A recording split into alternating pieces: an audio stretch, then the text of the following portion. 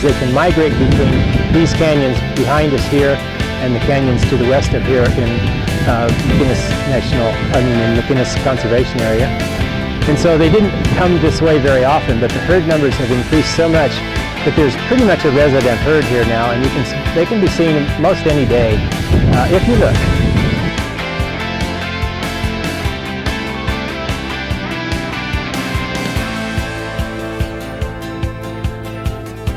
A lot of people don't realize that there are two separate species of bighorns, even though they look very, very much alike. And there isn't a lot of difference as far as size goes. They're about the same size. Desert bighorns tend to be a little bit smaller, but the big difference is in their adaptation to the desert climate and environment that they live in here, as opposed to the Rocky Mountains. Those sheep have it pretty easy. These have a very difficult time just living here. And so one of the ways they've done that is their ability to go for days without water. They can get most of the moisture they need, water they need in their diet by eating plants like cactus and some of the other plants that they eat have quite a bit of water in their stems, and that's how they get most of their water. If you look around on these rocks, it's pretty difficult to get around, and so one of the other adaptations that they have better than Rocky Mountain bighorn sheep are the foot pads that they have on the bottom of their feet. And if we could look at one, for instance, if you know about horses or cattle, their hooves on the bottom, or their feet on the bottom, are a little bit hollow, and the rim of their hoof is really what they walk on. These sheep are different. They have pads on the bottom of their feet, and these pads are just like sticky paper for us. There is quite a bit of difference between the hoof print of a bighorn sheep and a deer. Deer have sharp, narrow hooves, and so their imprint is going to be, the two toes are going to be parallel and pointing straight ahead.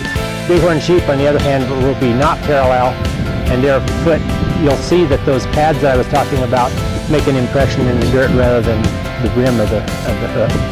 So that's another clue that they're in the area. They have spring lambs. They're born very early in the spring, much earlier than they are in other parts of the country. As a matter of fact, their lambs start coming in February, which was something that the Division of Wildlife didn't really know when they implanted them here. And that, I think, has helped them survive a little bit too, because the lambs are here when the nice cool weather is, and they just increase their survivability before the hot weather like we have. But their coloring and everything, they are easily camouflaged to try and keep predators from seeing them.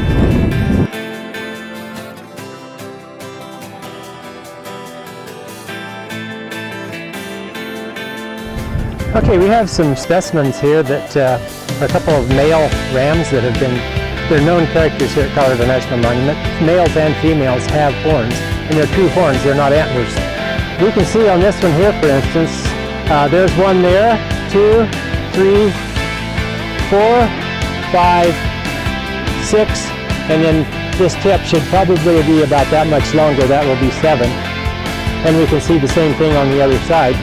Another way we can age them is by looking at the teeth and the wear on these teeth right here. I suppose you know that these ruminant animals only have teeth on the bottom jaw. They don't have any up here on the dental pad up above. By looking at the wear on these teeth, but especially on these teeth, we can get an idea of how old they are. And if they're young, we can get an idea how old they are, because the baby teeth come in a certain sequence and then fall out in a certain sequence. So that's how they're aged. You can see how massive the bone structure is, especially on those horns. They have to withstand a lot of impact when they fight, because they'll butt each other in the head. I'm sure you've seen pictures of Rocky Mountain bighorns doing that, and so that's pretty bad, pretty terrific impact on them.